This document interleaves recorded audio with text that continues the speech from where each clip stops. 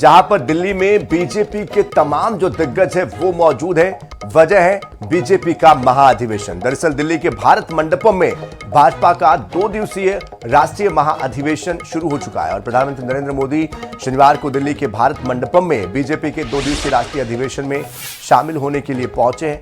Party अध्यक्ष JP Nadda ने shawl पहनाकर पीएम मोदी का स्वागत किया। इसके बाद पीएम मोदी ने विकास यात्रा पर लगी जो प्रदर्शनी थी उसको देखा। राष्ट्रीय अध्यक्ष जेपी नड्डा ने अधिवेशन का उद्घाटन किया। प्रधानमंत्री नरेंद्र मोदी समापन सत्र को संबोधित करेंगे। मध्य प्रदेश के सीएम डॉक्टर मोहन यादव और 1200 से ज्यादा पदाधिकारी कार्यकर्ता इस अधिवेशन में शामिल हुए। वहीं छत्तीसगढ़ के सीएम विष्णुदेव साय इस अधिवेशन में मौजूद हैं। प्रदेश से करीब 300 भाजपा के नेता पदाधिकारी भी इस कार्यक्रम में शामिल हो रहे हैं। अधिवेशन में भाजपा लोकसभा चुनाव में पार्टी का मुख्य एजेंडा कार्यकर्ताओं के सामने रखेगी। प्रधानमंत्री नरेंद्र मोदी कार्यकर्ताओं को मोटिवेट करेंगे, लोकसभा चुनाव में जीत का मंत्र देंगे। अधिवेशन में रक्षा मंत्री राजनाथ सिंह, राष्ट्रीय संगठन महासचिव बीएल संतोष और अन्य वरिष्ठ नेता मौजूद रहेंगे।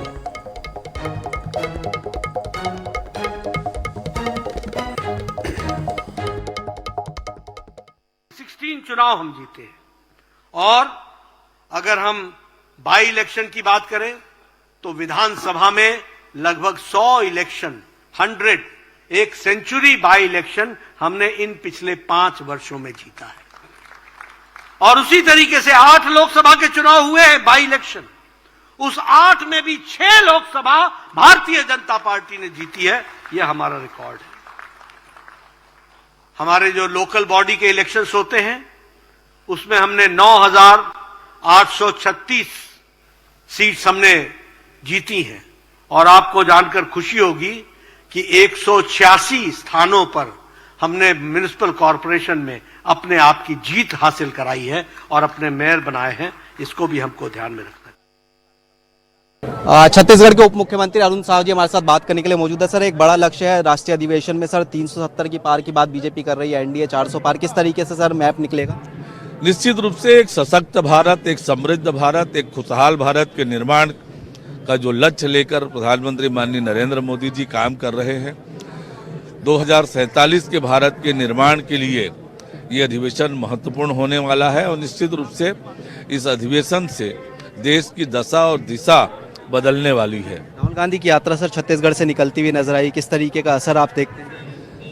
देखिए, पहले भी कांग्रेस पार्टी ने यात्रा निकाली थी, राहुल गांधी ने 3 राज्य उनके हाथ से चला गया और वही हस्र इस यात्रा का होने वाला है।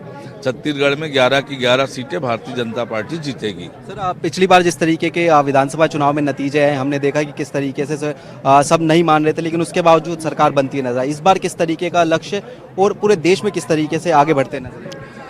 आज देश की जनता का भरोसा नरेंद्र मोदी जी पर है, छत्तीसगढ़ की जनता का भरोसा नरेंद्र मोदी जी पर है और इसलिए छत्तीसगढ़ की 11 सीटें भारतीय जनता पार्टी जीतेगी और देश में तीसरी बार नरेंद्र मोदी जी के नेतृत्व में सरकार बनेगी।